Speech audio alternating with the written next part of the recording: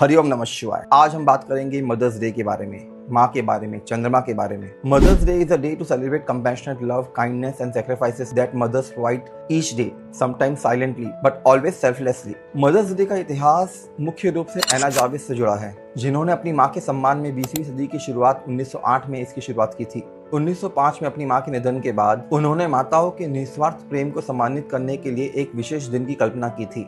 कई वर्षों के बाद 1914 में अमेरिकी राष्ट्रपति वुड्रो विल्सन ने मई के दूसरे रविवार को ऑफिशियली नेशनल हॉलिडे डिक्लेयर करते हुए इस दिन को आधारिक रूप से मदर्स डे घोषित किया। एना जार्विस ने अपनी मां के पसंदीदा फूल सफेद कार्नेशन को इस दिन का प्रतीक चुना। यह दिन जल्द ही अंतर्राष्ट्रीय स्तर पर लोकप्रिय हो गया। आज यह दिन दुनिया भर में मई के दूसरे रविवार को माँ के प्रति प्यार और सम्मान व्यक्त करने के लिए मनाया जाता है। Mother's Day it's not actually one day in a year, but we actually live in mother's world every single day. हमें शक्ति, विद्या, समृद्धि, protection, care, nurturing and almost anything and everything अपनी माँ से ही तो मिलती है, and that too free of cost with no conditions attached. हम धरती पर रहते हैं, इसे भी तो हम अपनी माँ ही कहते हैं, जो कि हमें जीवन में शुरुआत से लेकर अंत तक सब कुछ सिर्फ देती ही है, लेती कुछ नहीं।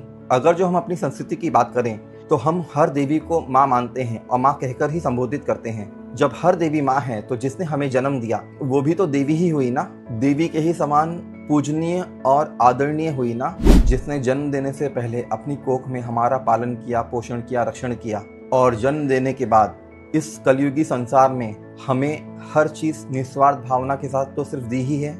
हमसे कुछ कभी मांगा नहीं, हमसे कभी कुछ अपेक्षा की नहीं, सिर्फ दिया ही है। कुछ भाग्यशाली लोग इस बात को जानते हैं, समझते हैं और नित्य दिन अपनी माँ की पूजा करते हैं। किंतु इस कलयुगी संसार में कुछ अभागे ऐसे भी हैं जो मंदिरों में माँ को खोजते हैं पर घर पे अपनी माँ को समझ नहीं पाते, उसकी वैल्यू कर नहीं पाते। वे अपनी माँ को सब कुछ देते हैं, सारी भौतिक सुविधाएं उनके लिए अरेंज करते हैं, पर अपना समय, प्यार, सम्मान और अटेंशन देना जरूरी नहीं समझते। ज्योतिष में हम चंद्र ग्रह को चंद्रमा कह के संबोधित करते हैं, जो माँ की ही तरह हमें सुख, सुविधा, इमोशनल कंफर्ट और प्यार और धन प्रदान करता है। आप अपने जीवन में कितना खुश रह पाएंगे यह भी चंद्रमा की स्थिति आपकी कुंडली में डिसाइड करती है। याद रहे, माँ और मुल्क बदले नहीं जाते। अपनी माँ का खूब ख्याल रखिए और आगे बढ़िए। हरि हर महादेव।